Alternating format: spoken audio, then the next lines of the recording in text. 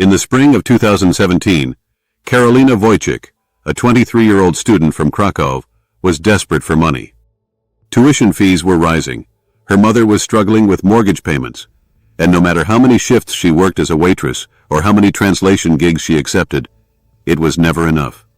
One evening, scrolling through Facebook, she saw a post in a women's group about a surrogacy opportunity in the United Arab Emirates. The offer sounded unreal. $150,000 for one pregnancy. She hesitated for days before writing to the agency.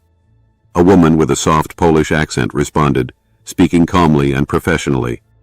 The terms sounded reassuring: full medical screening, a 9-month contract, accommodation in Dubai, private medical care, all expenses covered, and payment after delivery. The intended parents were described as a wealthy couple unable to conceive. Everything was legal. Everything was documented.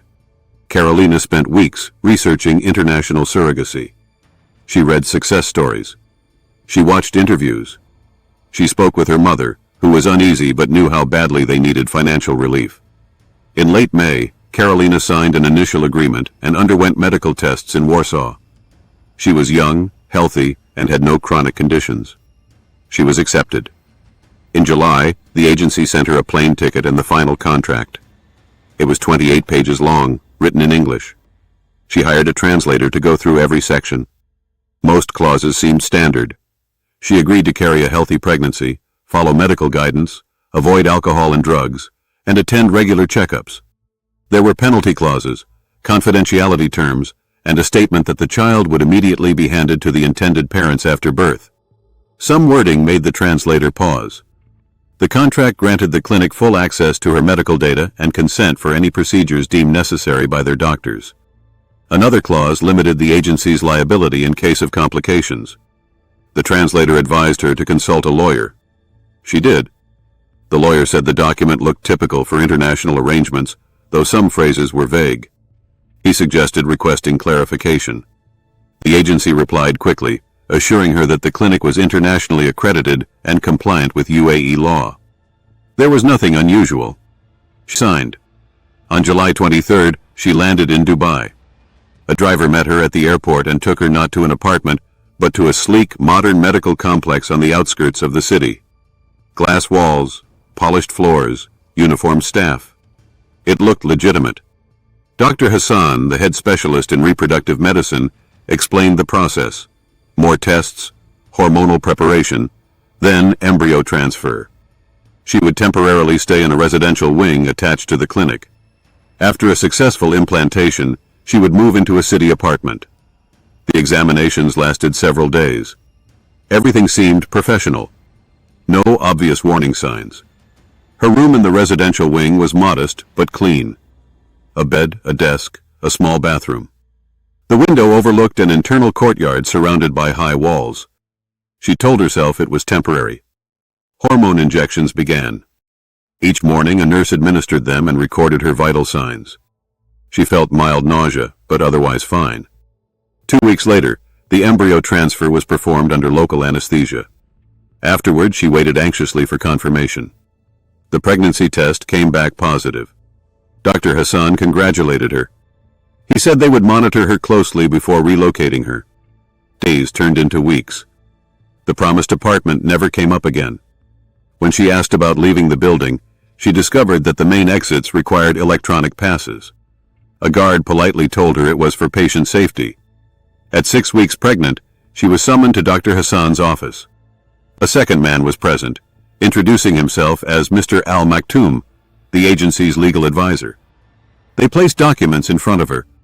Dr. Hassan explained that there were supplementary appendices attached to the contract she had signed. In particular, Appendix 3. Karolina did not remember any such appendix. They showed her the pages. Her signature appeared at the bottom, dated July 2017. The appendix described participation in an extended surrogacy program requiring a minimum of 10 pregnancies over a period of up to 15 years. She read it twice, her hands shaking. 10 pregnancies. 15 years. She insisted she had agreed to only one 9-month pregnancy. The lawyer calmly pointed to her signature. Everything, he said, was legally binding. When she demanded to terminate the agreement and return home, they informed her that under UAE law and the contract terms, unilateral termination was impossible. The embryo had been implanted. Abortion without medical necessity was prohibited. After childbirth, preparation for the next pregnancy would begin. If she refused, she would face a $2 million penalty and possible criminal charges for fraud. That night, the internet access on her tablet stopped working. She asked to call her mother. The nurse refused. Stress, she was told, was dangerous for the pregnancy. When she shouted and demanded contact with the outside world, security intervened. A sedative was injected. Darkness followed. When she woke, she was no longer in the residential wing. The new room was smaller, colder. No window. A metal bed. A door locked from the outside. Her confinement had begun. Her first pregnancy progressed under strict routine. Scheduled meals. Weekly ultrasounds. Monthly detailed examinations. When she refused food in protest, they fed her intravenously. When she screamed, they sedated her. At 38 weeks, she gave birth to a healthy baby girl. She saw the child for only seconds before she was taken away. 2 weeks later, hormone injections resumed. The cycle repeated. The second pregnancy was harder. Her body began to change rapidly, swelling, rising blood pressure, fatigue. The baby, a boy, was taken immediately after delivery. From overheard conversations, she realized the clinic was located far from the city, likely in a remote desert complex. Sometimes she heard other women crying. She was not alone. The third pregnancy began just weeks after the second birth. Her body struggled to recover. Severe nausea and weakness plagued her. Nearly 2 years had passed since she arrived in Dubai. Time blurred into a mechanical routine of injections, examinations, births. She asked once where the children were sent. Dr. Hassan replied that it was none of her concern. Payments were accumulating in her account, he claimed. She would receive everything after fulfilling her obligations. She no longer believed him. After multiple pregnancies, her health deteriorated. Varicose veins, chronic back pain, hormonal imbalance. A miscarriage occurred during the fourth pregnancy. The doctor expressed irritation, not sympathy. Somewhere between the fifth and sixth pregnancies, she attempted suicide using saved sleeping pills. She survived. After that, medications were strictly monitored. During the sixth pregnancy, a new intern named Ahmed joined the clinic. Unlike the others, he seemed uneasy. During one examination, he asked her gently how she was truly feeling. Carefully, she told him fragments of the truth. Weeks later, he admitted he knew something was wrong. There were other women from different countries, brought under promises of work and held there against their will. He feared speaking out because the clinic was protected by powerful connections. She begged him to tell her mother she was alive. He later discovered something horrifying. Officially, Karolina Wojcik was recorded as deceased. A death certificate in the clinic's database stated she had died from childbirth complications a year earlier. Her body allegedly cremated. Ashes sent to her family. Her mother had buried her. Legally, she did not exist. Ahmed secretly copied surveillance footage and documents, including the forged death certificate, onto a flash drive. He anonymously passed them to an investigative journalist. Weeks later, police raided the clinic. Doors slammed. Shouts echoed. Officers entered her room alongside a representative from an international human rights organization. The clinic was being shut down for unlawful detention and trafficking-related crimes. Karolina was transferred to a hospital in Dubai. 11 women were freed from the facility.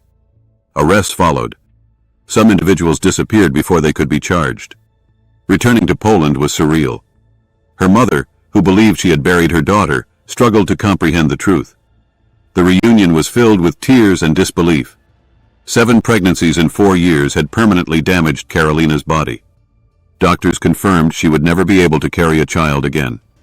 She was diagnosed with post-traumatic stress disorder, depression, and severe anxiety. Legal proceedings dragged on. Compensation was minimal. Years later, she lives quietly in Krakow. She volunteers with organizations that support victims of human trafficking. She speaks publicly about the dangers of contracts signed in desperation. She still wakes from nightmares. The 7 children she carried live somewhere in the world. She does not know their names. Legally, she was never their mother. She was only a surrogate, and that truth is something she carries with her every day.